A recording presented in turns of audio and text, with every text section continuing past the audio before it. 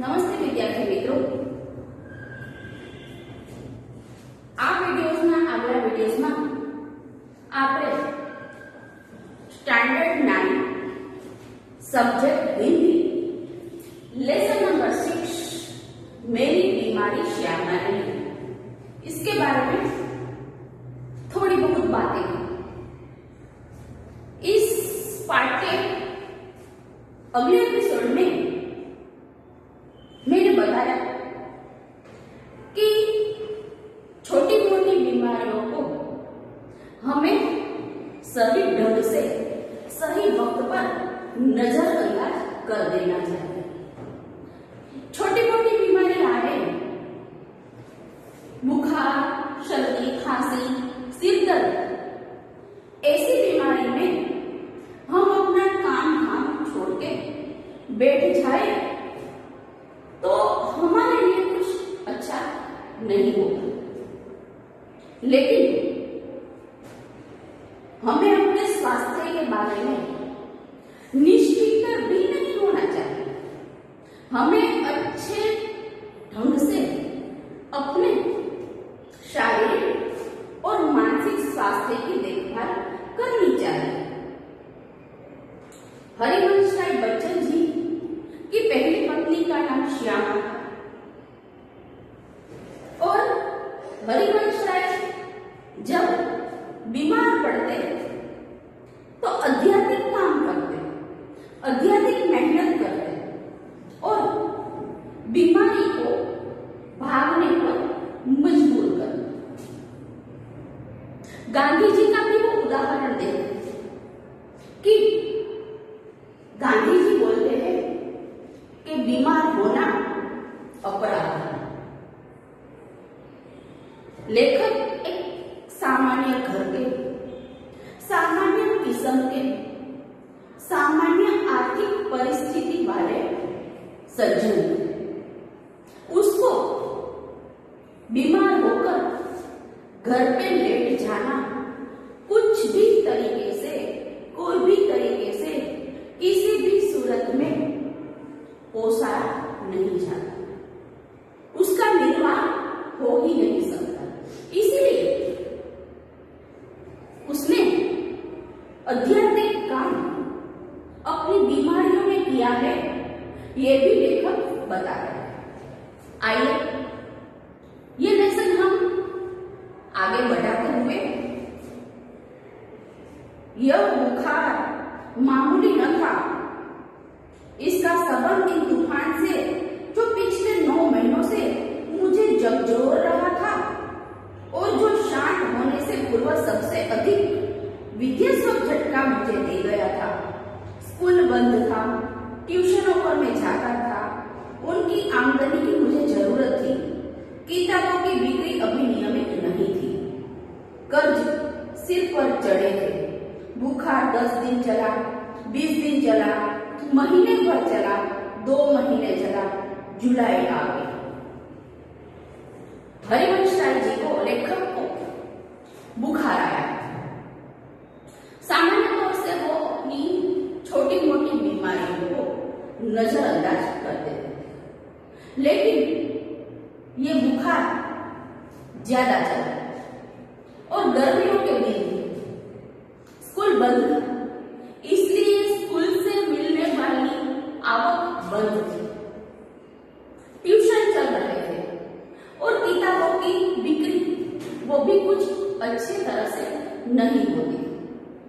इसीलिए लेखक को आमदनी की, रुपये की जरूरत थी और उसी समय उसका बीमार पड़ना उसकी विडंबनाओं को एक स्टेप बढ़ा देता है।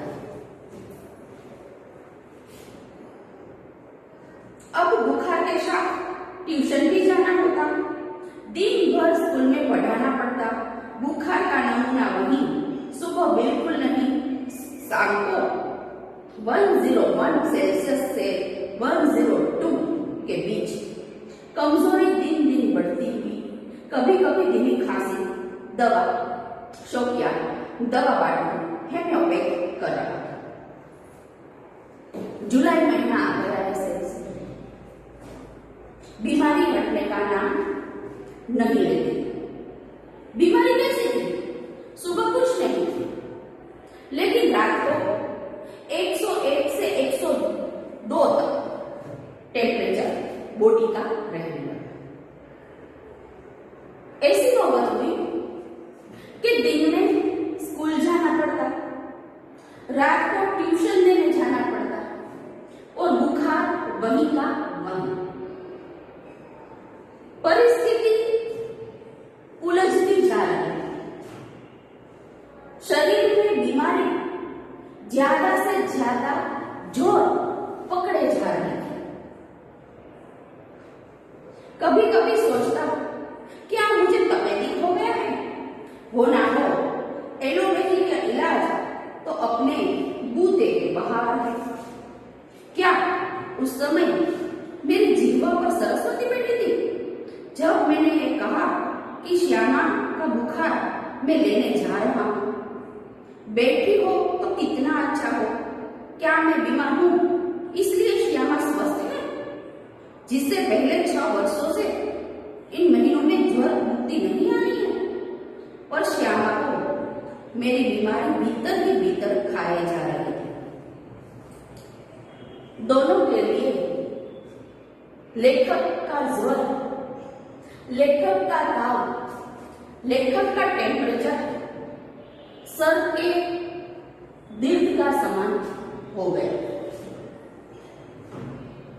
पति की नादुरुस्त तबियत की वजह से उसकी पत्नी श्यामा वो भी अंदर से परेशान रहने लगी और उसको पति की चिंता, घर की चिंता, घर के सदस्यों की चिंता सदैव परेशान करने लगी और श्यामा दिन पर दिन कमजोर पड़ने लगी। उससे अपने इच्छा बल से जैसे अपने को स्वस्थ कर लिया कि वह मेरी भी चिंता बने रही।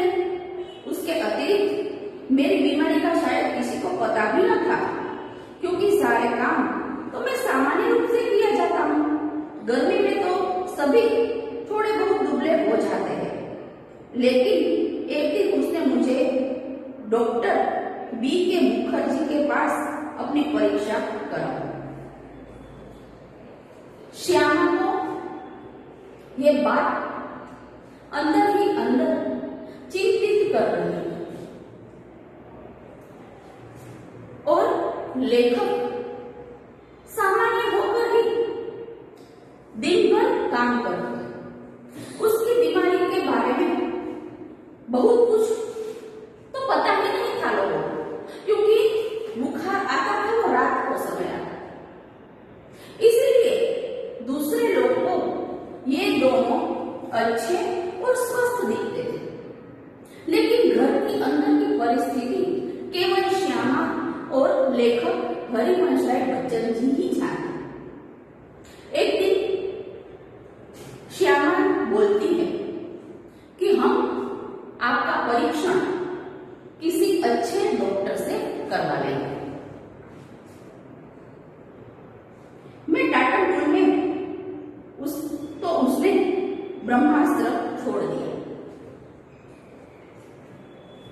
अच्छे डॉक्टर के पास जाना, अपना परीक्षण कराना, महंगी दवाई लेना, लेबोरेटरी का खर्च, ये सब चीजें लेखक को चिंतित कर रही। वो ये बात को टालने की कोशिश कर रहा है। आज जाऊंगा, कल जाऊंगा, अच्छा हो जाएगा, ऐसे ऐसे सेंटेंस कहकर वो अपनी पत्नी को खुश रखना चाहते थे, लेकिन एक दिन श्यामा ने ब्रह्मास्त्र छोड़ ही दिया। मैं जब तक अपने को डॉक्टर को न दिखाऊंगा तब तक वो खाना नहीं खाएगी। श्यामा भी जानते कि पति की परिस्थिति, पति का स्वभाव। उसने एक दिन बात कह भी डाली कि जब तक आप डॉक्टर को नहीं दिखाएंगे, अपना परीक्षण नहीं कराएंगे, तब तक मैं खाना खाऊंगी नहीं। ब्रह्मास्त्र को तो मानना ही था। डॉक्टर मुखर्जी को भय था कि मुझ पर क्षय का आक्रमण हुआ है।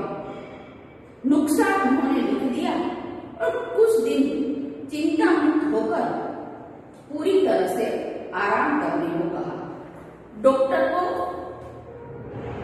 शक था कि उसे क्षय जैसी भयंकर बीमारी लागू पड़ गई, इसलिए उसने दवाई दी। दवाई के साथ कुछ दिन चिंता मुक्त होकर आराम करने की भी सलाह।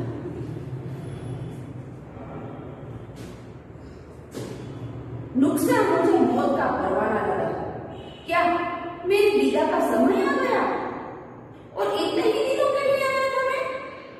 इतना ही गाने गुनगुनाने, केवल इतना श्रम संघर्ष करने, इतने ही दुख संकट उठाने, स्वागत के साथ ही विदा लेने की आखिरी तैयारी बंद लगी होने खुलते ही मेरे जीवन की मधुशाला। क्या मैंने अपनी भविष्यवाणी स्वयं कर दी थी? सबसे मर्मवेदी प्रश्न था कि क्या श्यामा के भाग्य में वैधव्य लिखा है? क्षय का नाम सुनकर उस जमाने के लोग डर जाते, लेखक भी ऐसे डर गए। सब कुछ डूबा हुआ उसे लगने लगा कि क्या मेरी मौत का परवाना आ गया? मैं इस बीमारी से कभी उठ नहीं पाऊंगा? क्या मैं इतना ही श्रम और संघर्ष करने के लिए आया हूं? इतने ही दुख और कष्ट में झेलने के लिए आया हूं? क्या इतना ही गाना गुनगुनाने के लिए आया हूं? और सबसे बड़ी चिंता कि श्यामा मेरे जाने के बाद विधवा हो जाएगी, तो उसका आगे का जीवन कैसा अंधकार में होगा। ये सारी चिंताएं लेखक को खाए जा रही है। ऐसा नहीं था कि लेखक मरने से डरते थे, लेकिन जीवन काल बहुत उसे अल्प लगा, बहुत थोड़ा लगा था। ये सोचते थे कि मैंने सुख दुख दोनों देखे हैं लाइफ में, जीवन में मैंने दोनों का सामना किया है, अच्छे से किया है, लेकिन जो मेरी पत्नी श्यामा है उसका मेरे गुजर जाने के बाद क्या होगा? मरने से मुझे डर नहीं था, वो मुझे कठिन भी नहीं लगा। कठिन लगा मरने के पहले जीना। ये बात बहुत अहम है बच्चों। शायद किसी व्यक्ति को ये मालूम पड़ जाए बीमारी की वजह से या अन्य कोई वजह से कि वह इस पृथ्वी पर बहुत ही थोड़े दिन का मेहमान है, तब उसकी मानसिक स्थिति बहुत ही कतली जाती है। वो अंदर से परेशान होता है और सही ढंग से मृत्यु आए उसके पहले से ये मर जाता है। इस बात पे मुझे किस्सा याद आ रहा है कि विदेश में एक अपराधी था। उस अपराधी को दूसरे दिन फांसी लगने वाली थी। तभी एक वैज्ञानिक और डॉक्टर ने सोचा कि उसको कल फांसी देनी ही है, मृत्यु देना ही है, तो क्यों ना हम एक एक्सपेरिमेंट, एक प्रयोग उस पर करें, ताकि इस प्रयोग से सफल होने पर हम कुछ अच्छा इस जनता के लिए कर पाएंगे। तभी उस कैदी को बुलाकर रात को उसे कहा कि तुम्हें कल फांसी नहीं दी जाएगी, लेकिन तुम्हारी जो सजा है उसका स्वरूप हमने चेंज कर दिया। तुम्हें फांसी के तख्ते पर नहीं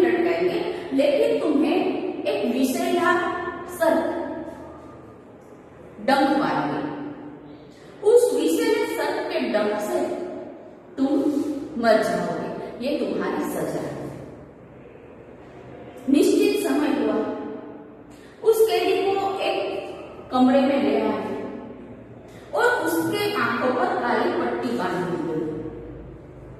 फिर उससे 2 तीक्ष्ण धातु के सरिये से उसके शरीर पर एक बार भी डंक दिया और वो कैदी थोड़ी देर के बाद गुजर गए। गुजर जाने की ये क्रिया थी। वो कैदी को ऐसा ही लगा था कि मुझे सांप ने काटा है। असल में सांप था ही नहीं, सांप ने काटा भी नहीं था। और वो धातु का जो सरिया था वो बिल्कुल ही आम सरिये जैसा था, लेकिन उसका डंक है वो उस कैदी के दिमाग पर असर कर दिया। फिर बॉडी की पोस्टमार्टम हुई, जांच पड़ताल करी, तभी उसके दिमाग में से, उसके शरीर में से जहरी खून निकला, जहर निकला। तब सबने बड़े आश्चर्य के साथ सोचा कि उसको तो कोई विषैला डंक ही नहीं दिया, सांप का जहर दिया ही नहीं, तब इसके बॉडी में से, इसके रक्त में से इतना जहर कहां से आया, वो भी विषैले सांप का।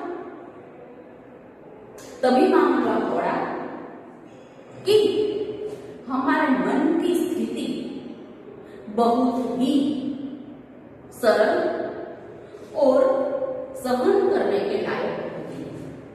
हम जैसा सोचते हैं वैसा ही होगा। हम अच्छा सोचेंगे तो अच्छा होगा, हम बुरा सोचेंगे तो बुरा होगा। इसलिए जीवन में हमें हमेशा पॉजिटिव विचार, पॉजिटिव थिंकिंग रखनी चाहिए। हम पॉजिटिव थिंकिंग रखेंगे तो हमारे पास सकारात्मक ऊर्जाएं बनी रहेगी। सकारात्मक ऊर्जाएं बनी रहेगी तो उसका परिणाम, उसका रिजल्ट सकारात्मक ही होगा। हमें किसी भी प्रकार के बाहरी डर को हमारे भीतर प्रवेश नहीं देना चाहिए। लेखक का भी ऐसा ही हुआ कि मृत्यु तो आनी है या नहीं आनी है तो पता भी नहीं था, लेकिन वो मरणप्राय स्थिति में आ गया।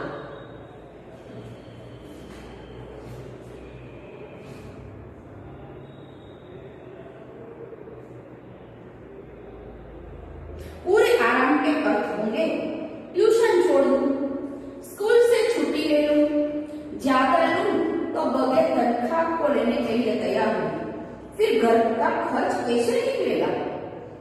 शालिग्राम केवल अपनी तनख्वाह के बल पर घर नहीं चला सकता, कल उनकी बदली हो सकती है, तब वे एक भी पैसा घर भेजने के लिए स्थिति में नहीं होगा। महंगी महंगी दवाएं कहां से आएगी। किताबों में से आमदनी अनियमित और अनिश्चित है, कर्ज अदा करने में। शालिग्राम लेखक का भाई।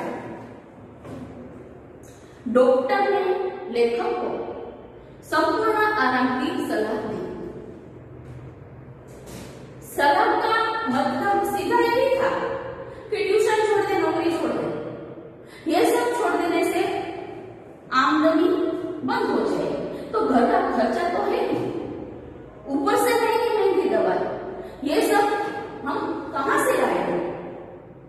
किताबों की जो बिक्री है वो अनियमित और अनिश्चित है, उससे कुछ कहा नहीं जा सकता। और शालिग्राम जो लेखक का भाई है उसकी आमदनी इतनी नहीं कि पूरा घर का खर्चा को अकेले उठा, और कल को उसकी बदली हो गई तो वो इस काबिल नहीं है कि घर पे 1 रुपया भी भिजवा सके। ये सब विटंबनाओं लेखक को अंदर से खाए जा रहे थे। श्यामा ने मेरी बीमारी सुनी तो वो काम उठी, परंतु तुरंत संभल गई, दृढ़ सी हो गई, जैसे उसने पल भर में अनुभव किया कि उसका कांपना मैं सहन नहीं कर सकूंगा। इस खबर से मेरे माता पिता को लकवा सा मार गया। पिताजी धैर्यवान थे। उन्होंने मुझसे कहा, घबराओ नहीं, हम घर बेचकर भी तुम्हारा इलाज कराएंगे। क्षय की बात सुनकर श्यामा थिड़क गई, लेकिन दूसरे ही क्षण वो अपनी जात को संभाल लेती कि यदि मैं हिम्मत हार के बैठूंगी तो मेरे पति का क्या होगा। बूढ़े माता पिता वो भी बहुत आघात में चले गए, लेकिन पिता धैर्यवान थे। सबके पिता ऐसे ही होते हैं। वो अपने संतान की शुभकामना के लिए, अच्छे के लिए किसी भी हद तक जा सकते हैं। उसने कहा कि तुम चिंता मत करो, तुम घबराओ नहीं। अगर ये घर बेचना पड़ा तो घर बेचकर भी हम तुम्हारा इलाज करवाएंगे, तुम्हें अच्छा करेंगे, तुम्हें ठीक करेंगे।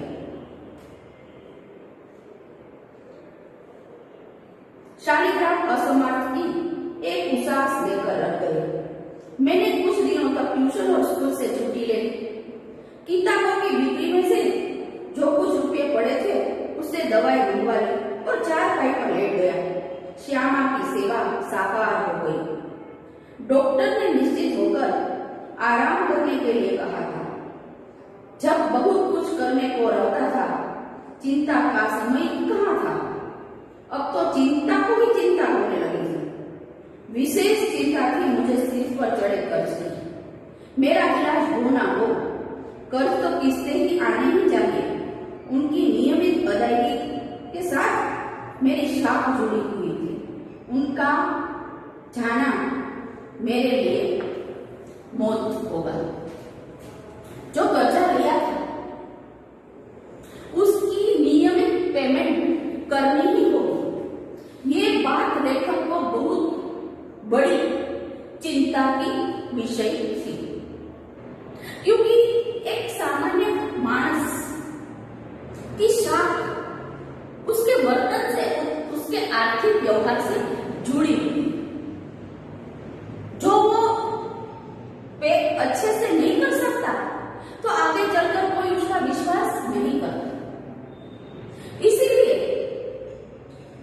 सामान्य मानसों के लिए एक बार अपनी शाख गई, अपनी आबरू गई, उसको उसकी मौत जैसा मातम लग रहा है। ये वीडियोस हम यहीं अटका देते हैं। इसके बाद